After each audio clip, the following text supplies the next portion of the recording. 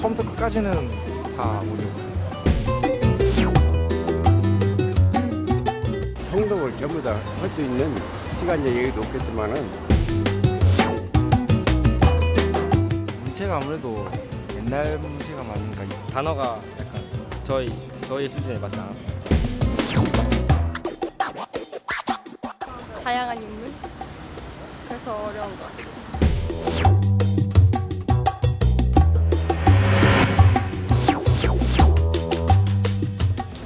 여러분, 이약 두 첩이면 영생복락이요 만병통치라. 할렐루야. 얼마나 기가 막힙니까? 이것을 제가 성경의 백이라는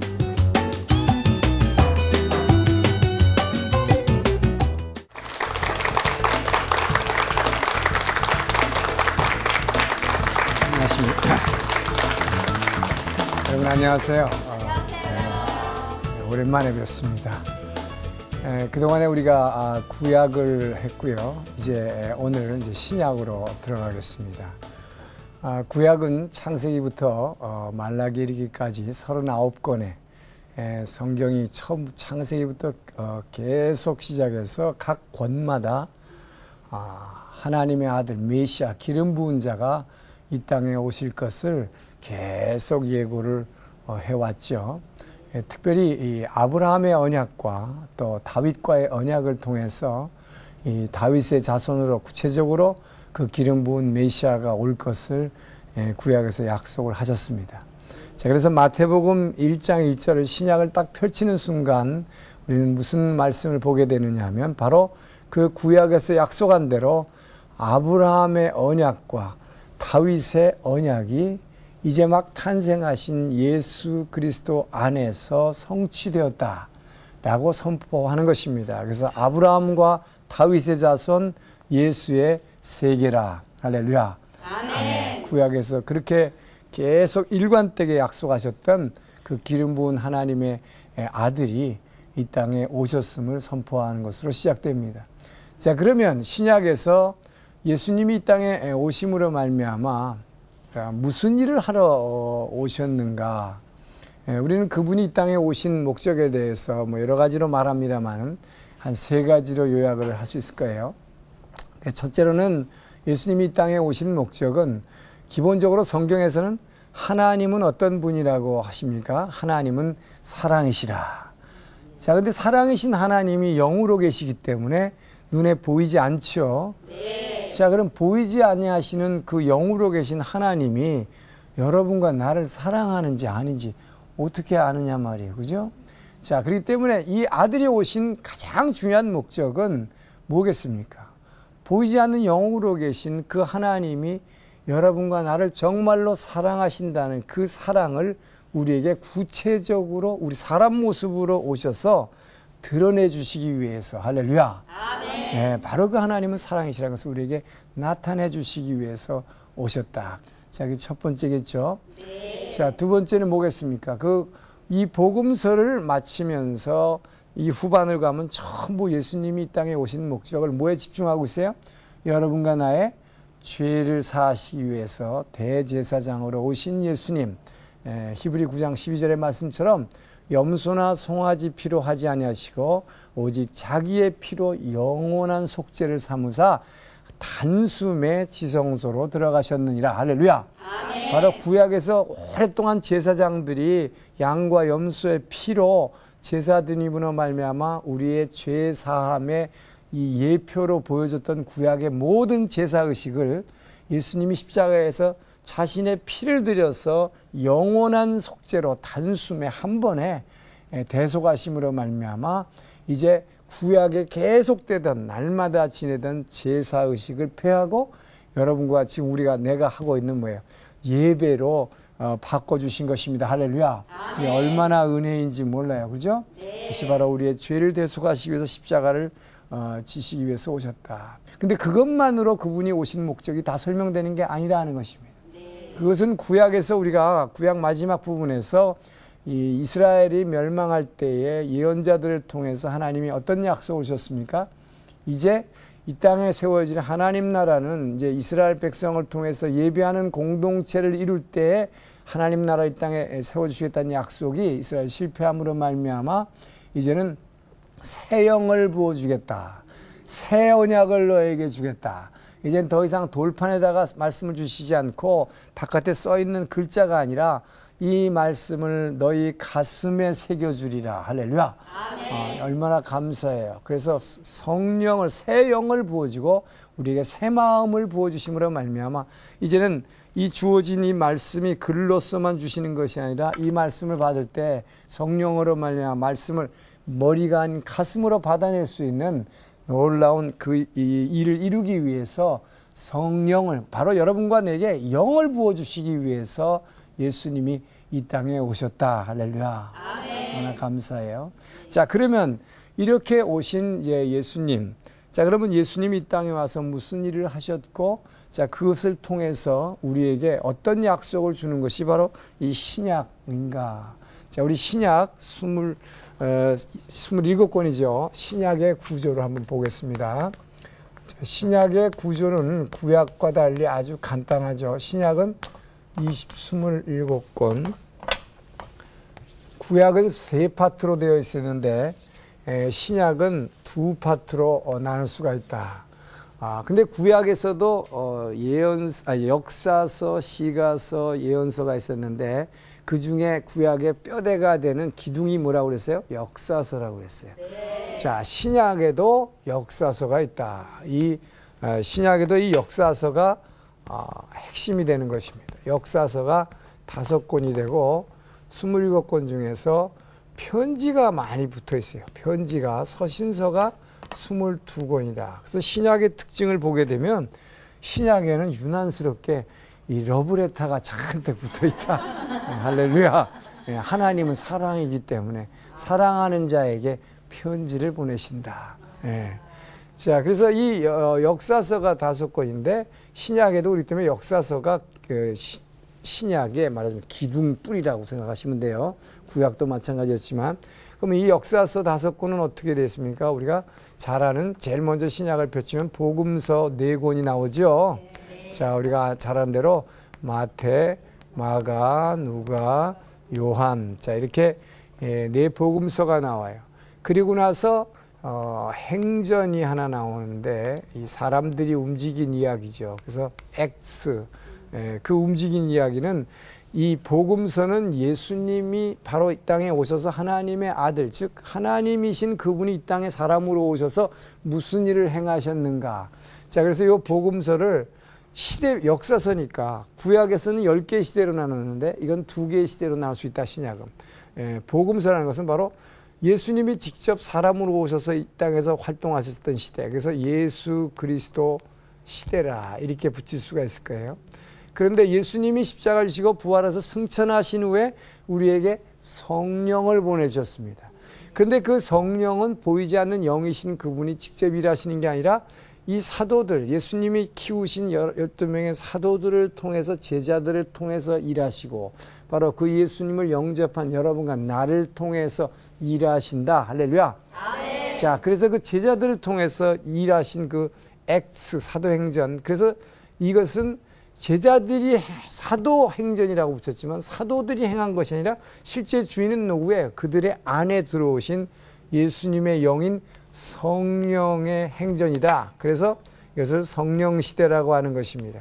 그래서 이 사도행전이라고 하는 것은 성령이 들어와서 12명의 사도로 하여금 복음을 땅끝까지 전하게 한 이야기로 이제 끝나고 있는데 그것이 바로 누가복음의 저자인 누가가 사도들의 행전을 쓴 것이죠.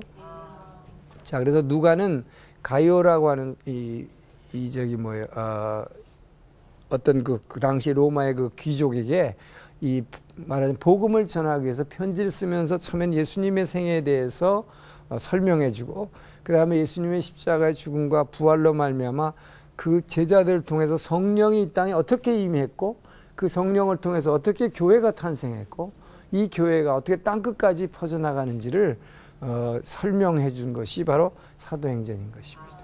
자, 그래서 신약을 역사적인 순서대로 얘기한다면 자, 마태복음 1장 1절은 예수님이 땅에 아브라함과 다윗의 자손 예수의 세계라 구약에서의 아브라함의 언약과 다윗의 언약이 예수님의 탄생으로 성취가 되었다.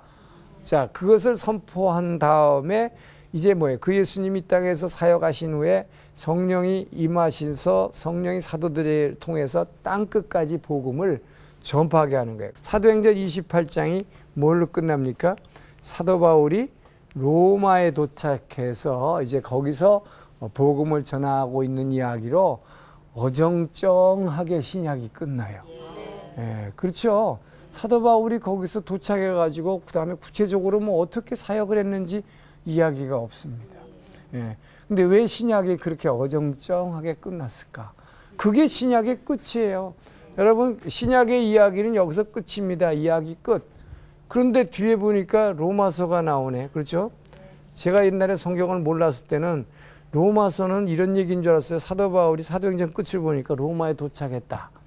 그러니까 로마에 가가지고 막 여기저기 다니면서 이렇게 막 했다. 그런 얘기가 로마서인 줄 알았어요. 이게 무식할 때는. 그게 아니에요. 이건 편지예요, 편지. 로마에 있는 교회에게 보낸 편지지 역사적으로 이러이런 일이 일어났다는 이야기가 아니다. 그러니까 신약의 이야기는 어디서 끝나요? 사도 바울이 로마에 도착한 것으로 끝났다. 그 다음에 구체적으로 뭐 했는지 잘 모르는데 자오전 전도했다.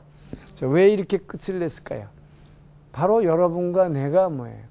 오늘날 사도행전 29장을 써나가고 있다. 할렐루야. 바로 성령을 받은 우리 교회 성도들이 바로 이 교회를 통해서 땅끝까지 복음을 전하라고 신약 성경이 이렇게 어정쩡하게 끝난 것 같이 보인 뿐이다. 할렐루야. 예. 자, 그러면 여기 편지가 붙어 있는데 이 편지들은 무엇인가?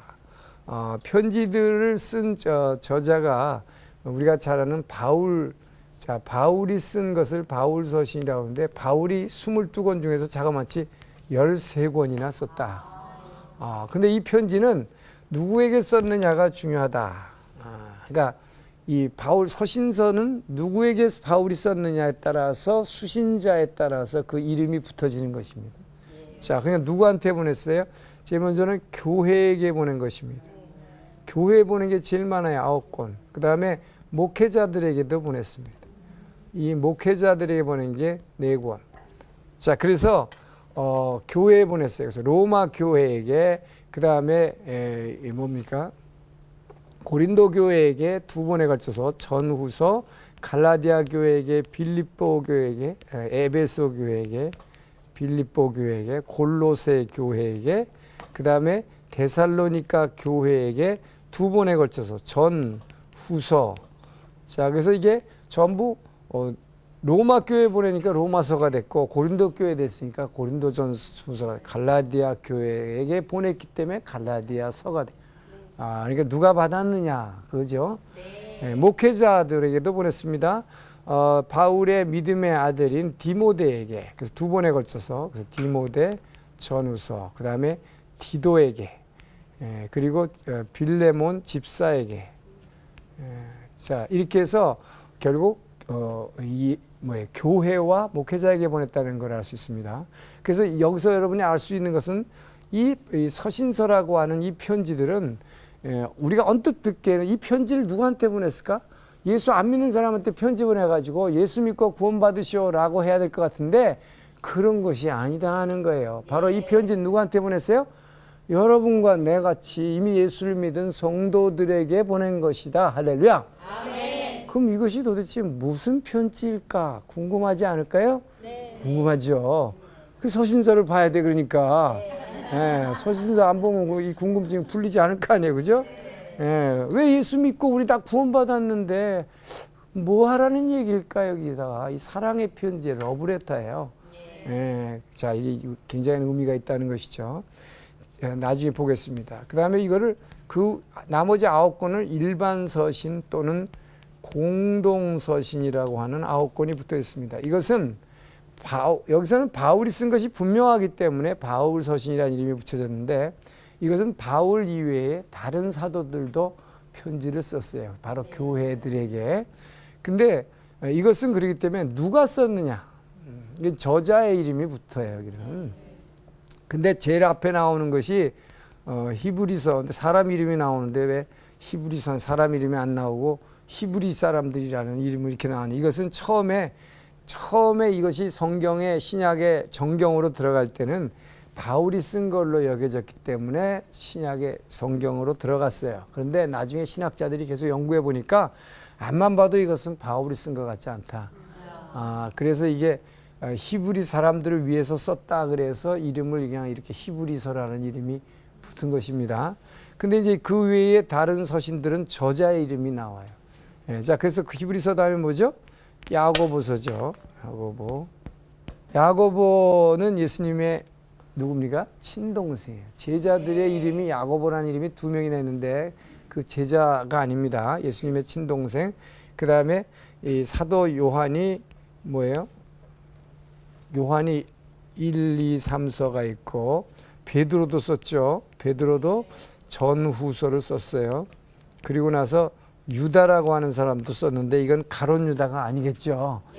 이 유다는 어떤 유다일까요? 이 유다도 예수님의 동생이에요. 놀랍게도 신약 성경의 27권의 저자가 한 8명 정도 되는데 그중에 예수님의 친동생이 2명이나 들어가 있다. 할렐루야. 참 대단하죠. 그리고 마지막으로 이 사도 요한이 쓴 계시록이 있습니다. 그래서 신학자들은 제가 한 것 같이 이렇게 구분하지 않고 이걸 좀 세분화해서 하는데 저는 일반 평신도들이 쉽게 이해하기 위해서 이런 식으로 구분을 한 겁니다. 자, 그러면 이제 이 역사서와 서신서의 관계를 통해서 우리는 이것이 도대체 우리에게 어떤 메시지를 주는가 이걸 한번 좀 보려고 해요.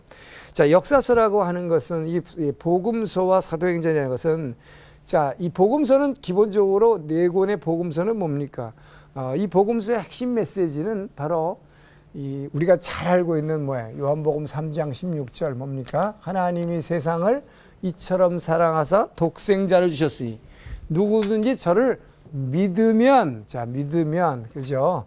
믿으면 멸망하지 않고 영생을 얻으리라. 바로 이 예수를 믿음으로 말미암아 얻는 영원한 생명, 이 구원의 약속. 그래서 바로 이 예수 그리스도, 이분을 믿으면, 즉 십자가의 복음을 믿기만 하면은 뭐예요? 이제 막 병 걸려서 죽으려고 했던 사람이 영원한 생명을 얻는다. 병이 치유가 된다. 할렐루야.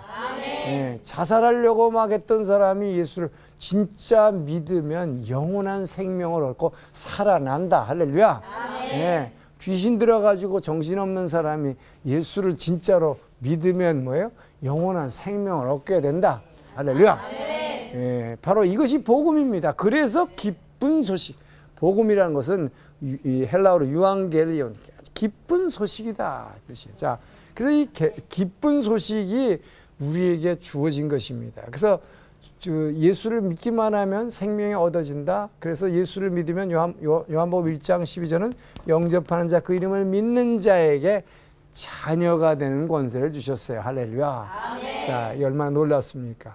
자, 그런데 중요한 것은 그래서 그 예수를 믿되 주 예수를 믿으라. 사도행전은 뭐예요? 그리하면 너와 내 집이 구원을 얻으리라. 그래서 이 복음을, 이 예수를 믿음으로 말미암아 영원한 생명을 얻는 이 믿음을 땅끝까지 전하라 하는 것이 바로 이 이제 신약의 역사서를 통해서 우리에게 주시는 메시지예요. 그죠? 그래서 예수를 믿음으로 말미암아 내가 생명을 얻고 그것을 전함으로 땅끝까지 전하라고 하는 것이 이제 이것이 메시지예요. 자, 그러면 이 복음서와 사도행전을 통해서 우리에게 주시는 말씀은 뭐냐? 주 예수를 여기서 뭐예요? 우리가 어떤 행위를 하라는 게 아니지요. 오직 믿기만 하면 영원한 생명. 자, 그래서 이것이 복음이다. 기쁜 소식이다. 그런데 문제는 뭐냐? 이것이 이 신약의 복음서와 사도행전이 우리에게 주는 메시지는 예수를 믿기만 하면, 여러분, 예수는 의로운 사람이 구원받습니까? 죄인이 구원받습니까? 죄인을 구원하러 오셨지, 구원을 받는 사람은 어떤 사람이에요? 죄인은 절대 구원받을 수 없고 의인이 구원받을 수 있어요. 그래서 예수님이 여러분과 나가 이 태어날 때 우리는 본질상 뱀의 독성분을 먹은 이 진노의 자녀로 이 땅에 태어나기 때문에, 모태에서 태어날 때는, 그러기 때문에 우리는 뭐예요? 본질상 진노의 자녀니까 죄인이에요, 의인이에요? 죄인이죠.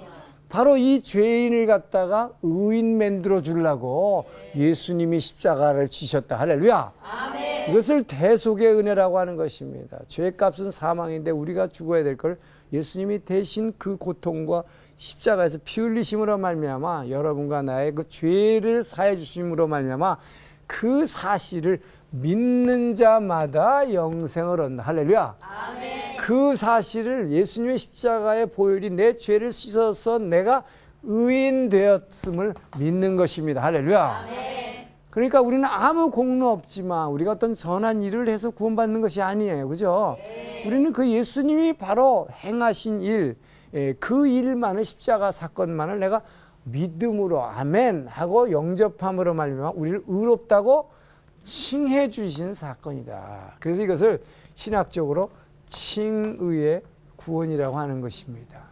자, 그래서 칭의의 구원이라는 것은 뭐냐? 우리는 아직도 전혀 여러분 의인이 되지 않았어요. 그렇죠? 네. 여러분이 교회 다니니까 막 굉장히 거룩해져 가지고 여러분의 생각이 그냥 하나님 같이 헷가닥 변해 가지고, 예? 여러분의 남편이 말이에요, 요번에 이제 부장 승진해야 되는데 여러분 그렇게 하면 어떻게 교회 가가지고 중보기도 어떻게 하면 다 권사님들 우리 남편 요번에 부장 돼야 되거든요. 기도해 주세요. 막. 그럼 이쪽에서 막 기도해. 경쟁하는 사람 다른 교회 다녀. 거기서 또 막 기도해. 그럼 뭐예요? 상대방이야 뭐 어떻게 됐든 팔로 밟고 짓밟고 뭐 어떻게든 상관없어요. 내 남편 부장 돼야 돼. 그래가지고 서로 기도하려면 내가 하나님이라면 헷갈려. 이거. 누구를 손들어 줘야 돼. 네? 이게 여러분과 나의 모습이에요. 그러니까 여러분 의롭다고 의인이라고 칭해줬지만 여러분이 진짜 의인 됐느냐? 아직 안 됐다는 것입니다. 예, 아직도 생각은 바꿔지지 않았어요. 그렇죠? 예. 그리고 예수 믿고 구원받았다 그러는데 아까도 말씀드렸지만 왜 이렇게 우울증 환자가 많어? 그리고 왜 요즘 탤런트들은 교회 다니는 사람들이 왜 자살을 해?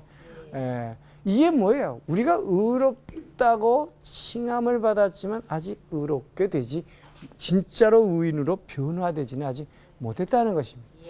자, 그래서 지금 여러분이 신약의 구조를 본다는 게 굉장히 중요하다. 자, 이것이 우리가 예수 믿고 어떻게 살아야 되는가를 이 전체가 우리에게 보여주고 있는 거예요. 자, 그래서 예수를 믿으라 그리하면 영원한 생명을 얻는다. 그래서 우리를 의인으로 인정해주, 의인으로 인정해 주신 구원이다. 그렇기 때문에 이것만으로 여러분이 이제 온전히 우리가 이 구원이 이루어진 것이 아니다라고 하는 것을 성경은 보여주려고 이렇게 22권이나 되는 편지를 붙여놓은 것입니다. 할렐루야. 예, 이게 도대체 무슨 의미가 있냐 말이에요. 만약에 여러분과 내가 그냥 흔히들 성도들이 많이들 오해하고 있어요.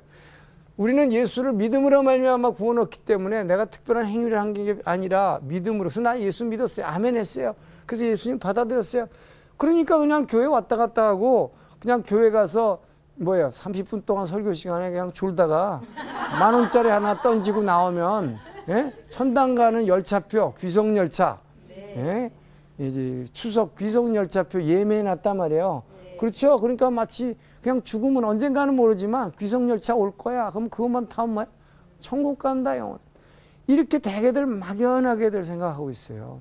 예, 근데 성경은 그렇게 구원한다고 얘기하고 있지 않아요. 아주 구체적으로 여러분과 나의 삶 가운데 우리가 구약을 통해서 쭉 뭘 봤습니까? 하나님은 창세 때부터 여러분과 나에게 이 땅에 하나님의 사랑의 상대로 여러분을 이 땅에 지었기 때문에 이 땅에서부터 그 영원한 천국을 누리기 시작하라. 할렐루야. 아멘. 바로 그 하나님 나라를 이 땅에서 누리기를 원하는 것이, 그래서 여러분이 이 땅에서 눈물 진진 짜고 맨나다 말이죠. 막 절망 가운데 있고 우울해 있고, 하나님 그거 원하시지 않아요.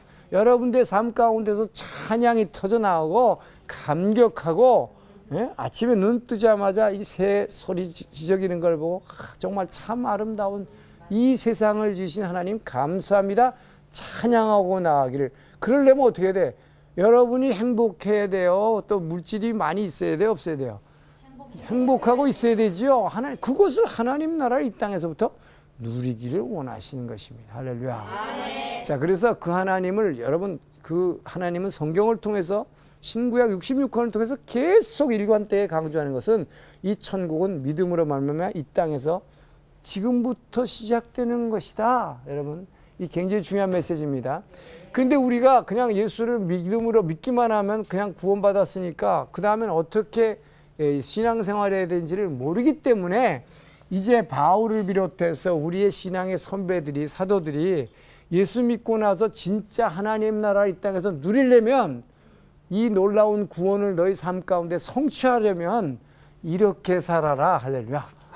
이 서신서예요. 자, 그래서 서신서는 이제 무슨 얘기를 하고 있느냐. 이 서신서 22권에 일관된 맥이 있다. 그래서 이게 지금 우리가 하고 있는 게 성경의 맥을 잡는 거예요. 그죠? 맥 잡는 게 얼마나 중요해. 이걸 모르니까 교회를 다니면서도 왜 다니는지 잘 모른단 말이에요. 그죠? 내가 어떻게 살아야 되는지 잘 몰라요. 자, 지금 여기서 보면은 자, 사도 바울이 빌립보 1장 6절에 사도 바울이 빌립보 교회를 향해서 인사 1장이란 것은 대학의 처음 시작이니까 인사말이죠. 자, 인사말을 통해서 뭐라고 얘기하고 있냐면 예수님이 하나님께서 예수 그리스도를 통해서 우리에게 이제 구원을 주셨는데 그 믿음으로 말미암아 우리에게 구원을 주셨는데 빌립보 1장 6절에 이렇게 얘기합니다. 자, 너희 안에서 착한 일을 시작하시니가 우리 주 예수 그리스도 다시 오시는 그날까지 이 구원을 온전히 성취할 것을 나는 확신하노라. 아멘. 그래서 여기서 뭘 얘기해? 너희 안에서 착한 일을, 여기서 중요한 것은 뭡니까?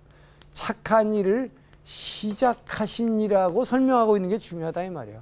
우리가 예수를 믿고 구원받았다는 것은 우리가 예수를 영접함으로 말하는 영원한 생명이 얻었고 자녀가 되었다는 것은 의롭다고 인정받은 것이다. 그래서 자녀로 인정받은 거예요. 그러니까 이제 진짜 자녀로서, 그러니까 주님 앞에, 아버지 앞에 자녀로서의 이 권리를 내가 누리고 살아가려면 이제 구원을 그분이 이제 시작했다는 이 자체를 우리 알아야 된다는 거예요. 우리는 근데 이것을 마치 예수 믿고 나 아멘 하고 이제 구원 받았으니까 그 다음부터는 적당히 교회 뭐 왔다 갔다 하고 뭐 그냥 적당히 뭐 봉사나 좀 하다 보면 어느 날 천국 가겠지 이렇게 막연히 생각한다는 것입니다.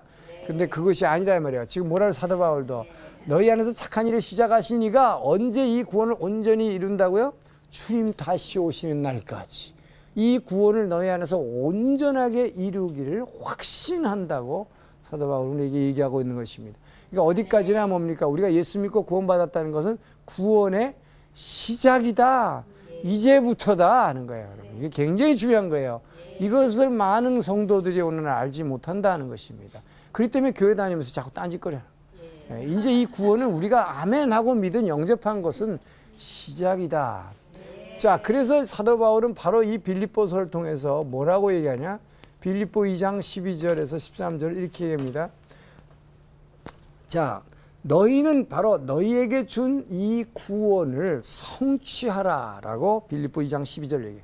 너희는 이 구원을 성취하라. 영어로 하면 accomplish your salvation. 너희에게 주신 예수님이 십자가에 달리면서 다 이뤘다고 하는 것을 나는 아멘 하고 믿습니다 라고 너희가 이 주어진 예수님의 십자가를 믿음으로 말미암아 주어진 의롭다고 자녀 삼으신 이 구원을 성취하라, accomplish하라는 이야기는 아직 이것이 완성되지 않았다는 뜻이다 이 말이에요. 그래서 시작했다고 얘기하고 사도 바울은 이 구원을 이제 너희들이 이 안에서 믿음으로 시작된 이 구원을 성취하라는 것입니다. 자, 근데 이 성취하려면 어떻게 해야 되느냐?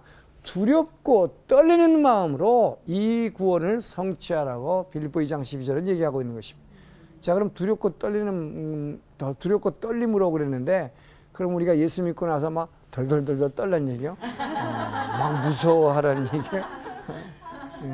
그런 얘기가 아니겠죠. 자, 이 두렵고 떨리는 마음으로 이 구원을 성취하라고 하는 것은 우리가 알듯이 요한계시록 3장 20절에 보면 예수님께서 내가 너희 문 밖에서 두드리노니, 그렇죠? 자, 문 밖에서 두드리노니 어떻게 하라고 그래요? 너희가 마음문을 열면 너희 안에 내가 들어가 함께 먹고 마시리라. 자, 이게 뭘 얘기합니까? 우리가 마음을 활짝 열면 그분이 내 안에 들어와서 먹고 마신다는 게 뭐예요? 우리가 육을 쓰고 있기 때문에 우리의 삶이 바로 먹고 마시는 삶이죠. 그러니까 그분이 함께 먹고 마시겠다는 것은 내 삶을 너와 함께 살아주겠다는 것입니다. 자, 그런데 우리가 이 바로 이 계시록 3장 20절을 갖다 우리가 설명할 때 목사님들도 그렇게 설명하신 분이 많은데 이것이 바로 마치 예수 안 믿는 사람이 예수를 영접하면 구원 얻는 걸로 문 밖에서 두드리는 것을 이렇게 많이들 설명을 하지만 이것은 근데 분명히 알아야 될 게 이 요한계시록이라는 이것도 저 편지예요. 일종의 편지. 아시아에 있는 7교회에게 보낸 편지. 이 계시록이 예수 안 믿는 사람한테 보낸 편지예요. 예수 믿는 사람한테 보낸 거예요. 전부 믿는 사람한테, 더구나 교회에게. 근데 교회에게 예수 이제부터 믿어라 너네들. 그 얘기일까요? 아니겠죠.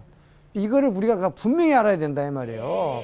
이미 예수 믿은 아시아에 있는 7 교회와 교인들에게 이 이야기를 지금 말하고 있는 거예요. 이 계시록은.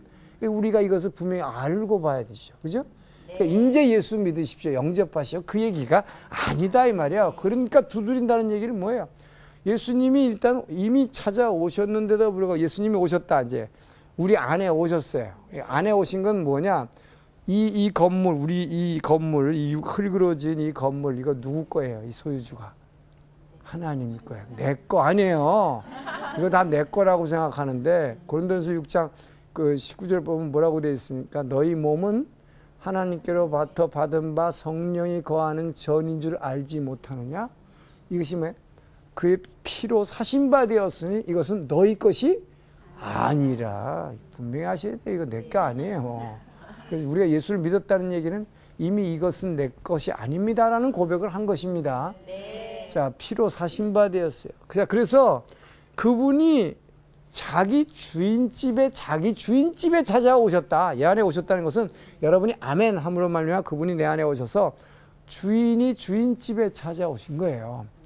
자, 그런데 요한복음 1장에 우리가 보면 뭐라고 하죠? 빛이 왔으되 빛이 왔어. 처음에 믿었어요. 근데 빛이 왔는데 사람들이 어두움이 있어가지고 빛을 싫어해.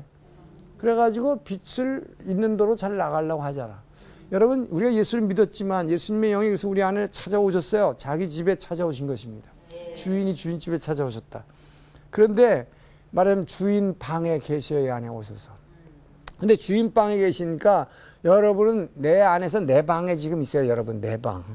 내 방에서 이제 아침에 이렇게 눈을 뜨자마자 여러분이 진짜 예수님을 나의 주, 나의 하나님, 자, 나의 삶의, 나의 왕이신 나의 하나님 막 이러면서 찬양하는데 예수 우리 왕이여 그러시는데 진짜 여러분이 여러분의 삶의 예수님을 왕으로 인정하십니까? 네. 근데 다들 이봐요. 아멘이 제일 시원찮잖아요. 네. 자, 이것을 여러분이 지금 이 자리에서 아멘을 하든 가만히 있든 상관없어요. 여러분 스스로가 알아요. 내가 어떤 삶을 살고 있는지. 자, 어떻게 합니까? 어떤 사람은 눈을 뜨자마자 진짜 내 안에 오신 예수님께 문을 활짝 열어드리는 사람이 있어요. 어떤 사람이 열어드리느냐? 눈을 뜨자마자 그분을 나의 왕으로, 나의 주, 나의 하나님, 나의 주인으로 생각하시는 분은 그 주인에게 제일 먼저 눈 뜨자마자 말이야. 그 주인에게 내가 오늘 어떻게 살아야 될지 그 주인의 음성에 귀를 기울이는 것입니다. 할렐루야. 아멘. 자, 그런 사람은 어떻게 할까요? 말씀을 편다. 눈을 뜨자마자. 이게 뭐야? 우리가 큐티하는 거예요. 네. 그러니까 벌써 여러분이 아침에 일어날 때 무엇을 하느냐에 따라서 여러분이 문 밖에서 두드리고 계시는 주인 방에 오셔서 두드리는 그분에게 열어드리는지 안 드리는지 금방 알 수가 있어요. 그렇기 때문에 눈 뜨자마자 어떤 사람은 바로 뭐야? 주의 몸된 교회를 향해서 가는 거예요. 새벽 예배. 여러분, 그래서 새벽 예배. 근데 예수 모르는 사람들은 막, 아, 나 예수 믿고 구원받았어. 그러니까 천당 열차가 표 사놨어. 그러니까 적당히 가면 돼. 새벽 기도 다니는 저것들은 광신자들이야. 자, 이렇게 생각하는 사람이 어떻게 된 거예요, 이거? 문을 열어드리지 않는 거예요. 바로 문을 열어드리는 자는 그분의 음성에 귀를 기울이는 것입니다. 눈 뜨자마자 그분이 내게 어떻게 살라고 말씀하신지가 궁금한 거예요. 자, 그래서 주의 몸 된 교회로 가서 엎드리는 거예요. 이게 새벽 예배 드리는 것입니다. 새벽 기도 그러지만 제일 먼저 간 뭐예요? 말씀을 듣는 거예요. 자, 그래서 말씀을 들어요. 그 다음에 이것을 근데 누가 강제로 합니까? 아무도 강제로 못해. 그렇죠? 그래서 이것이 구약은 신약의 예표인데 바로 그 구약에서 이스라엘이 실패한 것이 뭐냐? 예배에 실패한 것이다. 이것이 오늘날 여러분과 내게 그대로 적용되는 거예요. 지금 그 얘기를 하고 있는 것입니다. 문 밖에서 두드리시는 주님. 자, 우리 안에 오셨지만 주인 방에다가 주인을 갖다가 놔두고 여러분 눈 뜨자마자 말이요. 이 주인 방에 주인 집에 오신 그분을 갖다가 마치 시어머니 보듯 해. 아침에 일어나가지고 이거 하면서 말이야. 나 아무 관계도 없어 그분하고. 어떤 사람일까요? 네? 눈 뜨자마자 그분의 말씀을 보거나 귀를 기울이려고 하지도 않는 사람. 그런 사람 뭐 할까요? 이거 하면서 뭐 해요, 여러분? 여러분, 그러나 분명히 아셔야 됩니다. 우리 사람은 다 영적 활동을 해요. 누구든지 영적 활동합니다. 그렇기 때문에 우리가 꼭 처음에 제가 첫 시간에 얘기했을 거예요. 그 사람은 하나님의 말씀을 듣느냐, 세상의 말을 듣느냐, 이 둘 중에 하나를 반드시 합니다. 그러니까 이렇게 하나님의 문 밖에 두드리시는 그분의 말씀을 펴거나 교회 가지 않는 사람은 어떤 일을 하게 되냐? 이것 하면서 뭐래요? 텔레비 켜, 인터넷 켜, 신문 펴. 그러니까 여러분이 정말 그 주님이 내 안에 오셔서 문을 두드리고 계실 때 그 주인 방에다 문을 열어드리지 않으면, 그분의 음성에 귀를 들으려고 안 하면 우리는 세상의 말을 듣고, 이 세상의 말의 주인이 누굴까요? 세상의 영, 공중권세 잡은 자, 이게 바로 사탄이에요, 여러분. 분명히 하시기 바랍니다. 우리가 눈 뜨자마자 어떤 행위를 하고 있느냐에 따라서 이스라엘 백성이 저 땅에 들어가서 예배드리지 못한 것 같이, 여러분이 날마다 삶 가운데 예배드리지 않으면 내 삶이 어떻게 될지를, 그렇기 때문에 여러분이 정말 예수님을 말로만 말해 찬양할 때만 나 무엇과도 주님을 바꾸지 않겠다고 그래 놓고는 실제로 그렇게 하고 있느냐 말이에요. 이게 얼마나 중요한지 몰라요. 그래서 두렵고, 사도 바울은 두렵고 떨리는 마음으로 이 구원을 성취하라 그런 거예요. 이 두렵고 떨리는 마음이 있는 사람만이 뭐예요? 바로 눈 뜨자마자 주의 말씀을, 그분을 나의 왕으로 인정해드려서 그 말씀을 들으려고 그러고, 그 다음에 어떻게 돼? 주인으로 인정한다면, 그분을 나의 왕으로 인정한다면 눈 뜨자마자 누구한테 인사해야 될까? 주인에게 인사해야죠. 그 왕에게 인사해야죠. 왕에게 인사하는 게 뭘까요? 기도하는 거다. 그래서 여러분, 새벽 기도라는 게 광신자들이 하는 게 아니라 정말 평신자가 하는 것이다. 할렐루야. 우리가 눈 뜨자마자 그게 뭐예요? 눈 뜨자마자 하는 거잖아요. 그죠? 바로 그분 앞에 예배 드리는 거예요. 고개 숙이는 거예요. 그래서 그분을 만나는 거예요. 근데 그분은 영이에요. 보이지 않지요? 그러니까 그 영이신 나의 왕을 만나려니까 어떻게? 눈 뜨면 보여요, 안 보여? 안 보이니까 눈을 감는 거지요. 그래서 제가 뉴욕에 있을 때 우리 성경의 맥 지도자반이라는 그룹이 있습니다. 한 40명 되는데, 성경의 맥 지도자반의 그 표가 뭔지 알아요? 우리는 눈 뜨자마자 눈 감는 사람이다. 할렐루야. 네, 눈 뜨자마자 눈을 감아야 내 안에 오신 그 왕에게 내가 그분에게 경배드리고 그분에게 인사하고 그분을 뵐 수가 있잖아요. 눈 뜨면 뭐야? 보이는 것밖에 안 보이지. 안 보이는 하나님이 안 보여요. 그래서 우리는 눈 뜨자마자 하는 그 행동이 굉장히, 그래서 새벽 예배가 이렇게 중요하다는 것입니다. 자, 그래서 그럴 때에 우리는 그 구원을, 자, 이렇게 두렵고 떨리는 마음으로 이 구원을 이루라. 자, 그러면 13절에서 뭐라고 그러냐? 그래서 우리가 두렵고 떨리는 마음으로 그분의 음성에 귀를 기울이고 그분에게 경배하고 예배하며 나아갈 때 이것이 우리의 문을 열어드리는 거예요. 그래서 예수님이 진짜, 여러분이 예수님을 진짜 영접하면요, 예수님의 영이 뭔가 내 마음 가운데 자꾸 말씀이 있는 곳에 가고 싶어지는 거예요. 그래서 여러분이 이 자리에 오신 줄 믿으시기 바랍니다. 예수님의 영이 나를 그렇게 인도해요. 그게 두드리고 계신다는 증거예요, 바로.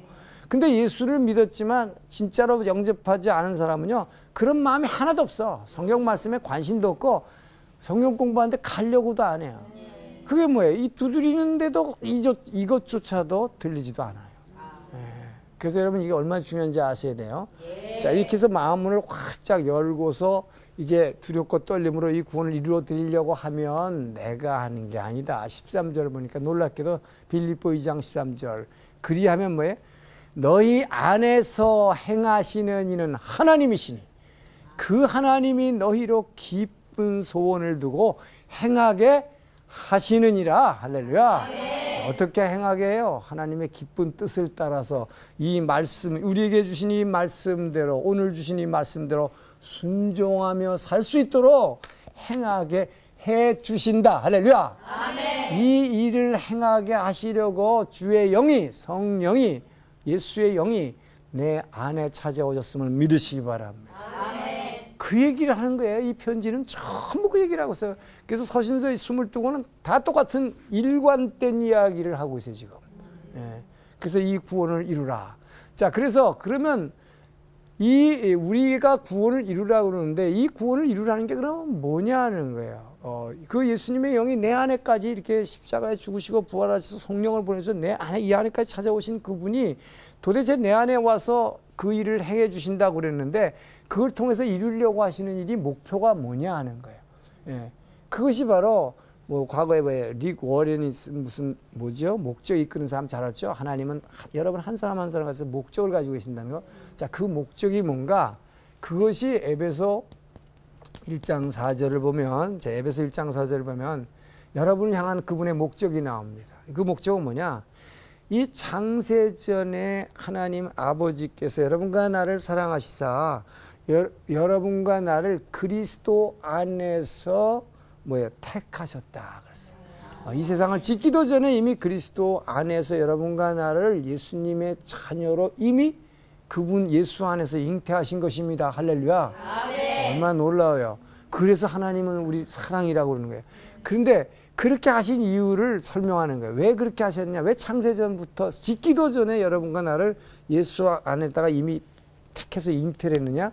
그 목적을 얘기하고 있어요. 그것은 사랑 안에서 주님 다시 오실 때 주님 보시기에 in his sight, 그분 보시기에 흠없고 거룩한 존재가 되게 하기 위해서다. 할렐루야. 아멘. 여러분과 나가 예수 믿고 이 땅, 그래서 여러분 예수 이 땅에서 아멘하고 영접하기 전에 이미 창세전부터 그분은 그리스도 안에서 여러분과 나를 하나님의 자녀 삼으셨는데, 그러나 모태에서 태어날 때 우리는 어머니가 죄인으로 태어났기 때문에 그 아담이 먹은 뱀의 독성분을 갖고 나왔기 때문에 본질상 진노자는 나기 때문에 이 땅에서 다시 한번 우리 입을 통해서 이 복음을 영접하는 절차를 거친 것이다.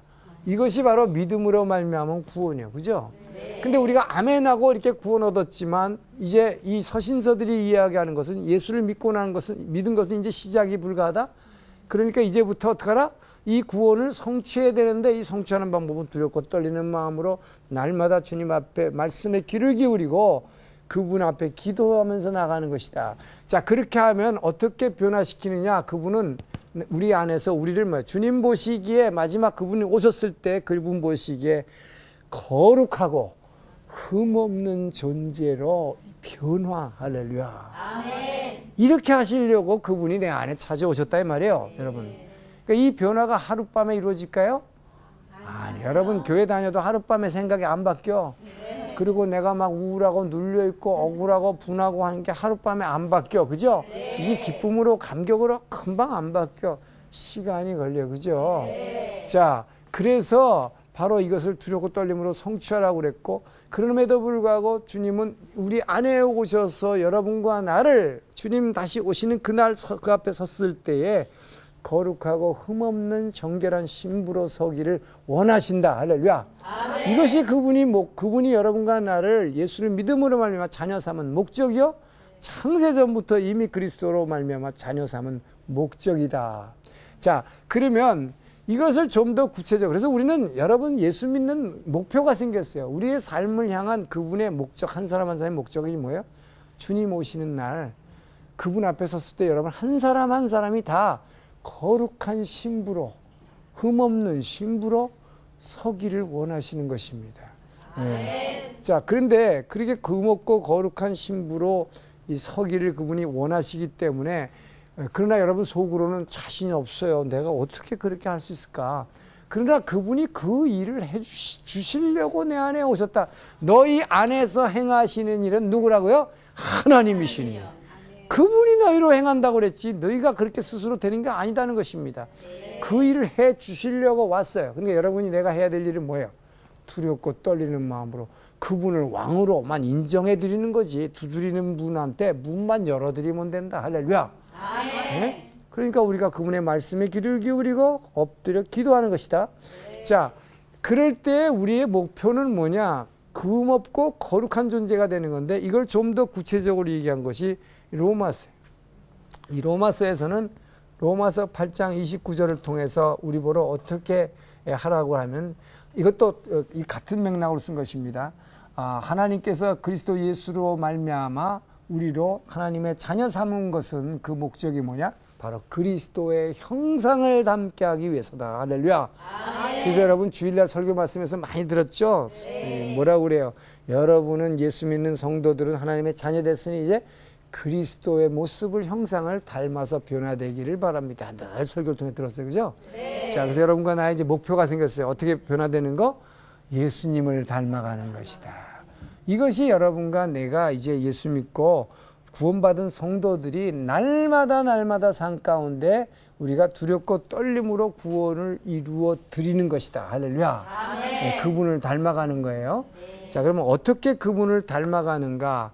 이제 다음 시간에 계속해서 우리가 보기로 하겠습니다. 그래서 우리가 그분을 닮아가기 위해서는 그분의 모습을 봐야 돼요. 자, 누구 닮으려면 그 사람 보지도 않고 그 사람 닮아요? 안 되죠. 부부가 왜 닮습니까? 같이 살면서 맨날 보니까 닮아가. 예수님 닮아가려면 예수님을 봐야 돼요. 그죠? 자, 그럼 예수님 보는 방법 조금 이따 이제 다음 시간에 우리가 살펴보겠습니다. 참 우리 성경 말씀 참 감사하고 은혜롭고 재밌죠? 오늘 은혜 받은 시간 되었을 줄 믿습니다. 감사합니다. 자, 이 사건 오늘 마치겠습니다. 감사합니다.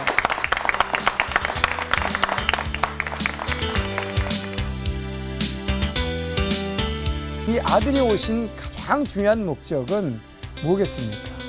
보이지 않는 영으로 계신 그 하나님이 여러분과 나를 정말로 사랑하신다는 그 사랑을 우리에게 구체적으로 우리 사람 모습으로 오셔서 드러내 주시기 위해서. 할렐루야. 네, 바로 그 하나님은 사랑이시라는 것을 우리에게 나타내 주시기 위해서 오셨다.